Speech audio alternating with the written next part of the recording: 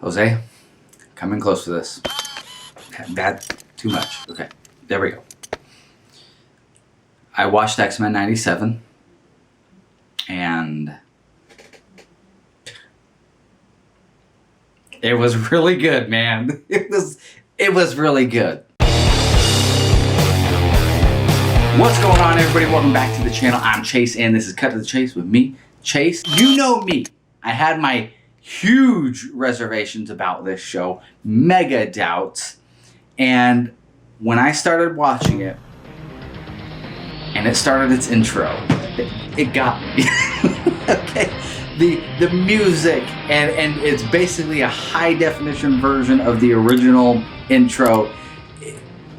Man, it put a big smile on my face. I'm not gonna lie. I thoroughly enjoyed it, and it felt so reminiscent of the old cartoon. So this review is gonna be quick. I'm not gonna get into crazy details or even nitpick it. I don't care to do that. So let's start with the storyline. It seems to be taking storylines from different eras of X-Men, one of which seems to be Age of Apocalypse. We'll see how much that does, because there's a really big event that happens where it's like, I know exactly where that comes from. And there's also hints of Trial of Magneto. So it seems that Beau DeMayo is living up to his word when he said, I'm a huge fan, and I only want to work with people who are huge fans of the original show. It definitely is showing.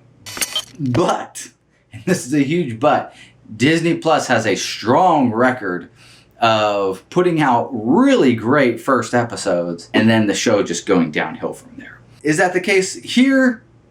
Yeah, I'm unsure. And obviously it's too early to tell. I get a little bit of vibe from He-Man Revelations, where that had an incredible first episode. And then it just turned into not the He-Man show. So we'll see how this pans out. But from right now, they seem to be drawing inspiration from 80s, 90s X-Men storylines.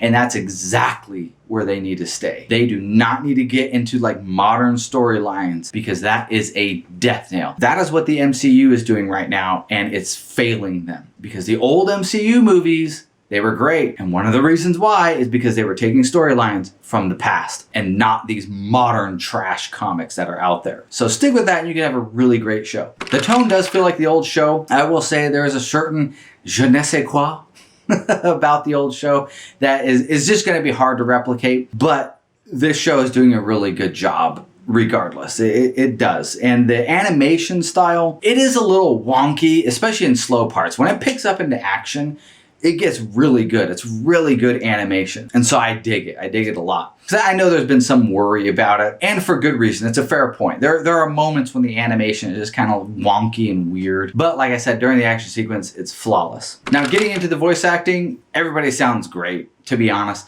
I know, for me, Wolverine's voice, Logan's voice, it just seems a little off. I know it's the original voice actor, but still, there's just, like, maybe it's just the age or whatever. I know a lot of people have mentioned Rogue's voice not sounding the best, and that's the original voice actress. Remember, this was like 30 years ago, so some of these people are dead, like Cyclops, Scott Summers' voice actor, but he sounds flawless. Like, he sounds just like I remember. But overall, yeah, great voice acting. So let's get to one of the big points of controversy that I myself have engaged in when it comes to Morph and him being non-binary. Does that play a huge role in the show? No, not at all.